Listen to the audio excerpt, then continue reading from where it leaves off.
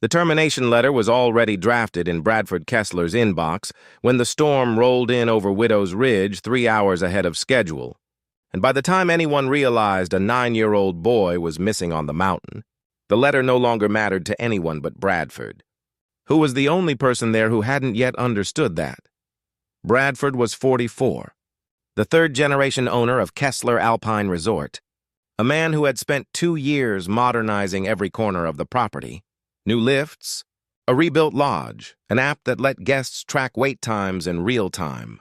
The one piece of the resort he considered overdue for replacement was Warren Holt, 68 years old, the resort's longest-serving ski instructor, a man Bradford had quietly decided was too slow for a business built increasingly around speed and polish. Warren still taught the way he had for 30 years, patient, unhurried, reading a slope's danger with instincts no app could replicate. Bradford saw only a man who moved carefully where the new brochures promised excitement. The letter sat drafted and unsent, waiting for the season's last week. What Bradford did not know, and had never once asked, was that Warren Holt had spent 11 years of his life on an elite mountain rescue team before he ever picked up an instructor's whistle, and that the mountain now covered in Kessler Alpine's groomed runs had, decades earlier, taken something from him that no amount of careful teaching had ever fully returned. Before we continue, if you believe that experience has no expiration date and courage wears no uniform, please like this video, subscribe to Kindness Tales, and share this with someone who needs to believe in people again today. The boy was Jasper Calloway, 9 years old, the only son of Whitfield Calloway, a billionaire investor who had booked the resort's most exclusive chalet for the week, and whose family's approval Bradford had been courting for a possible investment in the property's next expansion. Jasper had wandered off the marked trail near Widow's Ridge during a lesson break, chasing what his instructor later described as a fox darting through the trees, and within 11 minutes the storm had dropped visibility to almost nothing and buried his tracks under 6 inches of fresh snow. Ski Patrol mobilized immediately. 6 trained staff, thermal equipment, 2 search dogs flown in from a neighboring resort.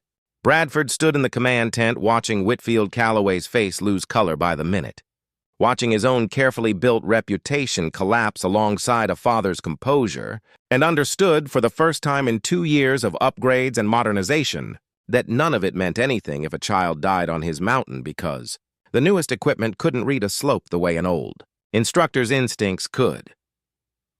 Warren arrived at the command tent, without being asked, already in his gear, his weathered face unreadable in the way Bradford had always mistaken for slowness rather than the stillness of a man who had done this exact thing before and knew panic solved nothing.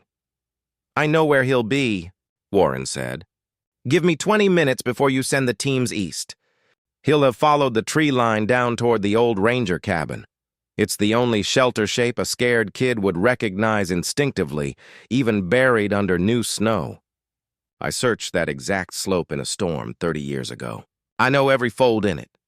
"You're not on the active rescue roster anymore," Bradford said, the old dismissal rising automatically even now. "Even here, I wasn't on it 11 years ago either.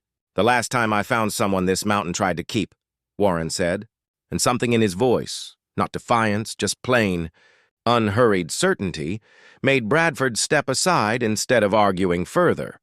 What Bradford did not yet know was the story underneath Warren's certainty.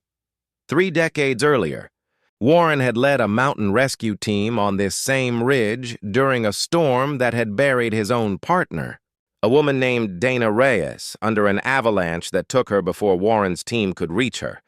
Despite following every protocol correctly, the mountain hadn't been Warren's fault.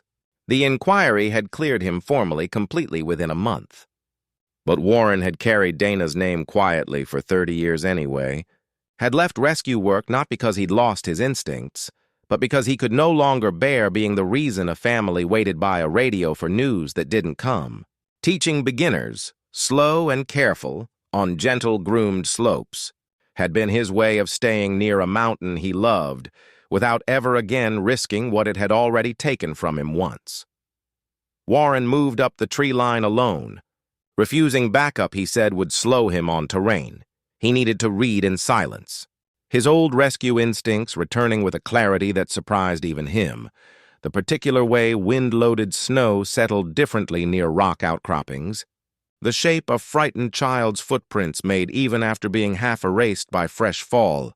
The 11 specific signs of unstable slope he had once taught an entire team and had never, not once in 30 years, forgotten.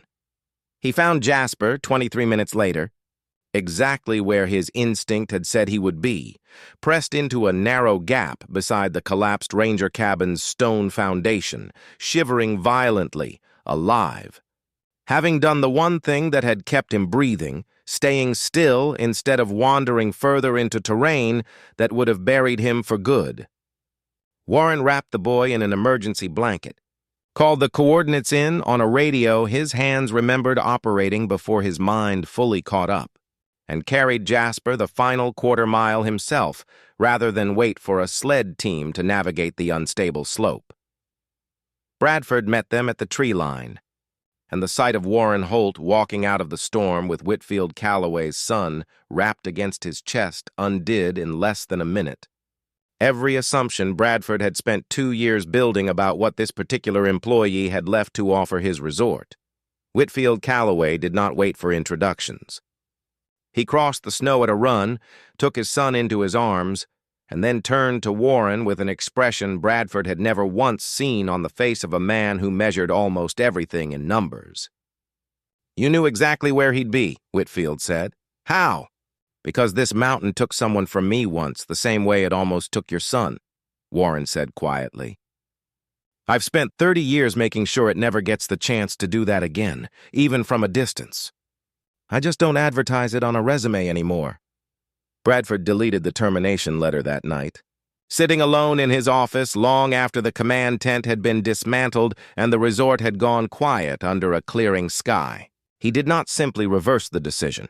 The following week, he asked Warren to lead a new program, one he wanted built from the ground up, training the resort's entire patrol staff in the exact instincts that had found Jasper in 23 minutes when 6 trained professionals with modern equipment had still been searching the wrong slope. Warren agreed on one condition, that the program carry Dana Reyes's name, so that 30 years after the mountain took her, something of hers would finally permanently belong to it in return. The Dana Reyes Mountain Safety Program opened the following winter, and Warren Holt, 69 now, stood at its first orientation not as an instructor being quietly phased out, but as the person the entire resort's safety now depended on. Proof, etched into a mountain that had once taken everything from him, that patience and unhurried instinct were never the opposite of excellence. They were simply what excellence looked like when nobody was in a hurry to notice it. If this story moved you, please like this video, leave a comment, and share it with someone who needs to hear it today. Subscribe to Kindness Tales for more stories of courage, grace, and the small human moments that change everything. And tell us in the comments, has someone's quiet, unhurried experience ever saved you when the newest methods couldn't?